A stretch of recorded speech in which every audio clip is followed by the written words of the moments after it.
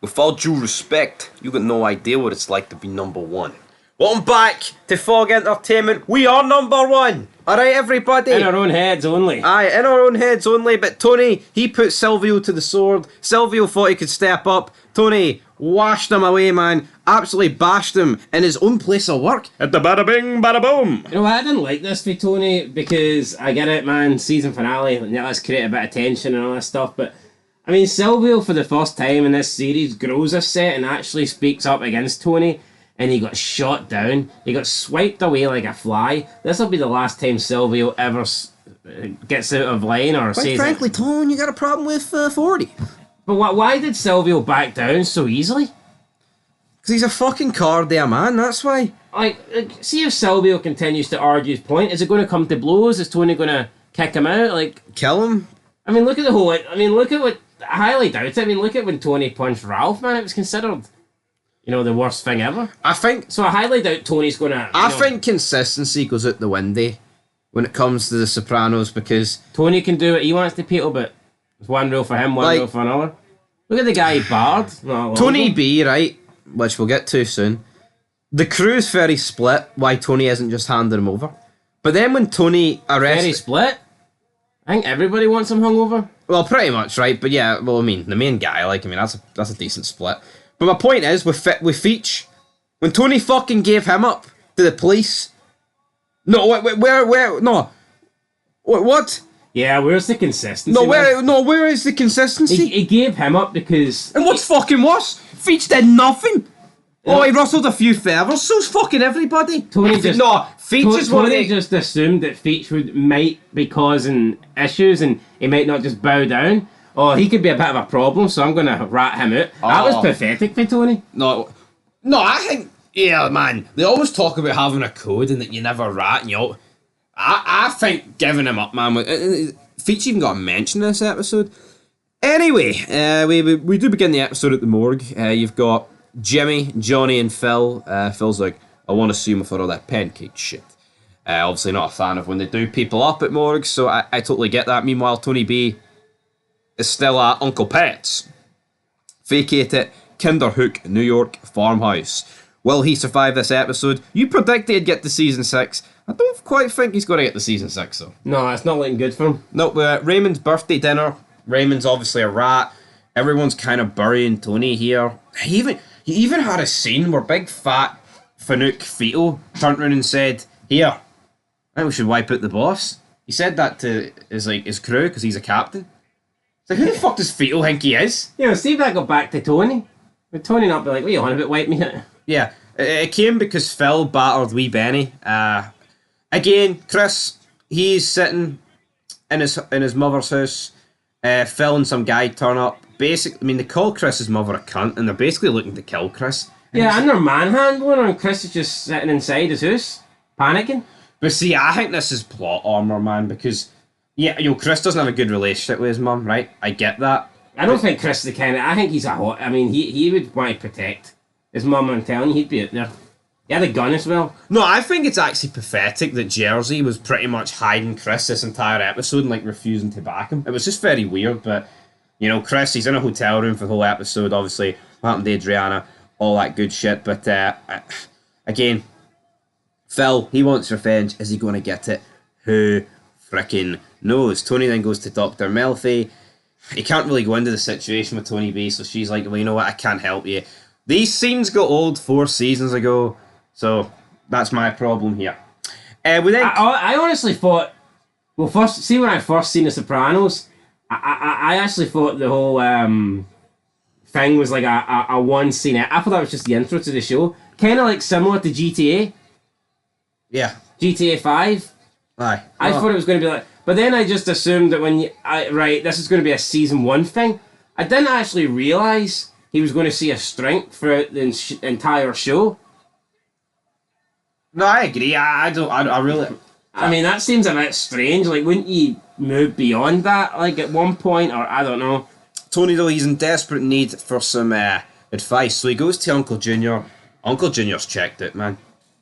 No, but look at how much has changed in this show. With people dying, marriages ending, Uncle losing his head. And then But you Tony's not really catching on. He's losing his head. He can't. It's like, yeah, Tony's acting like he just doesn't really. He's not treating it seriously. It's like I'm still the boss of this family. That ran cold, mate, about fucking 10 seasons ago. I think they butchered them, Junior. I think they could have done this whole storyline right where he lost his marbles, but for me, it's like I'm not saying he lost his marbles too quickly, but I think the house arrest pretty much for season 1 onwards is just limited what this guy I can think do. him losing his marbles while as the boss could have been great. Because, Rather than just being under house arrest. yeah, because he could Where have he's been not contributing. he could have been like dishing out orders that like no one agreed with, but kind of had to follow them. But yeah, well, Junior doesn't really offer much here. He's more bothered about giving out welcome baskets and fucking anything else. But Silvio then tells Tony that basically, you know what, big man, you got a problem with authority. All due respect, you've got no idea what it's like being number one. No, see Silvio, man, he's been a fucking lapdog to Tony since day one. It's pathetic. I honestly don't get it. Like, so what's Tony saying? Being number 2 is easy? Well, yeah, but I mean, I totally get that, right? But at the same time with Tony, it's like he isn't able to. You got a problem with 40. He ain't able to take criticism. He absolutely ain't.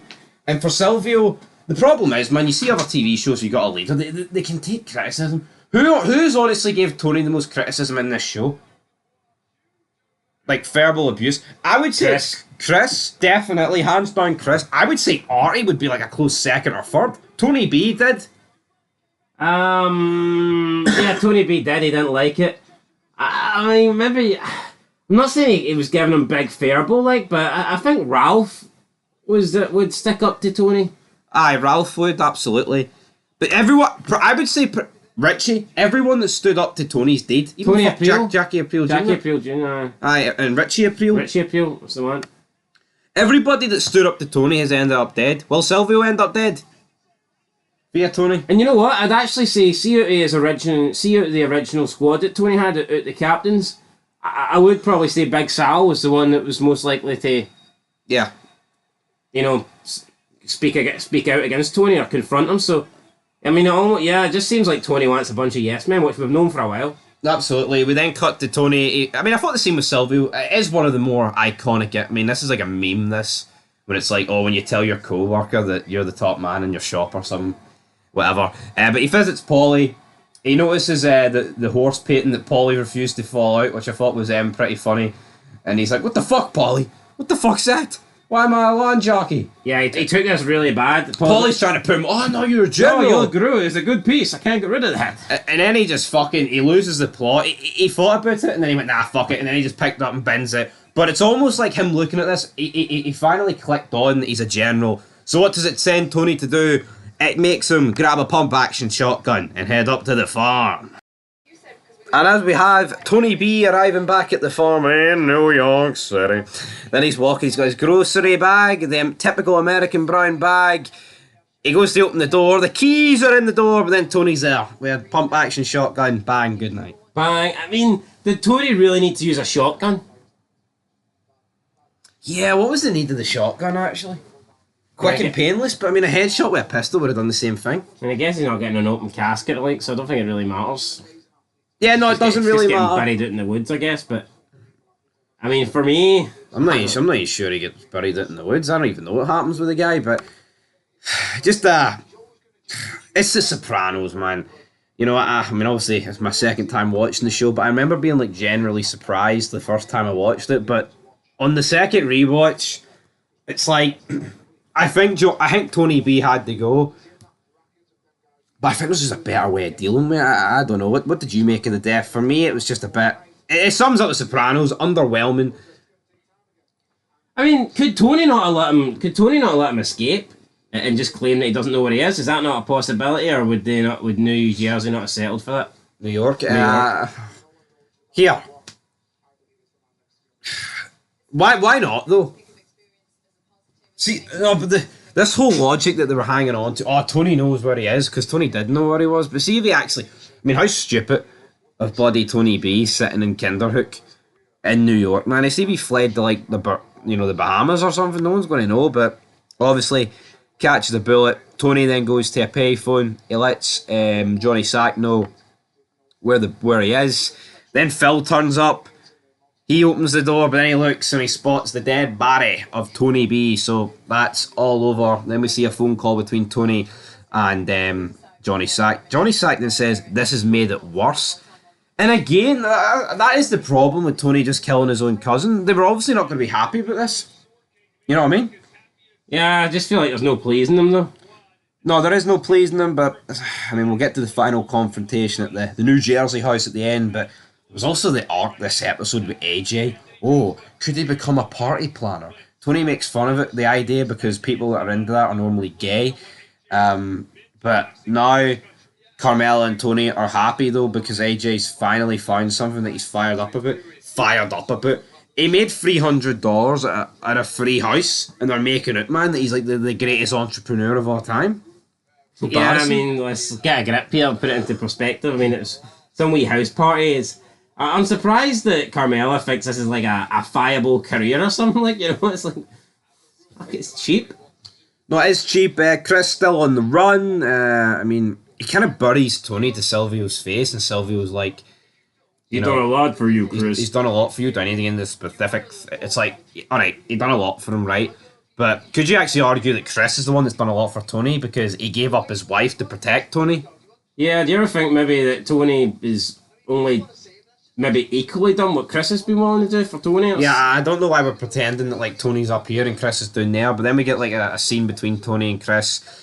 He tells him about, right, I want you to bury Tony B's body. That deal is sorted. Then he talks about Adriana. She's like, did she know anything about the Bella Aquila kid? Of course, him and Sal killed him about a million moons ago. Ralph, he's like, no. He's like, I feel betrayed by her. Tony calls her a cunt. He's glad that Chris is staying sober. The two cry, they hug, they shed tear. There's recent losses. Tony B. But I don't know, man. I think the hate that Chris had for Tony B almost felt forced at fucking points. Did he really hate him? I don't know if it was hate, but it was almost like, oh, Tony loves him more than he loved me, because look how much he's going out on a limb for him and all this shit. I think Tony would go...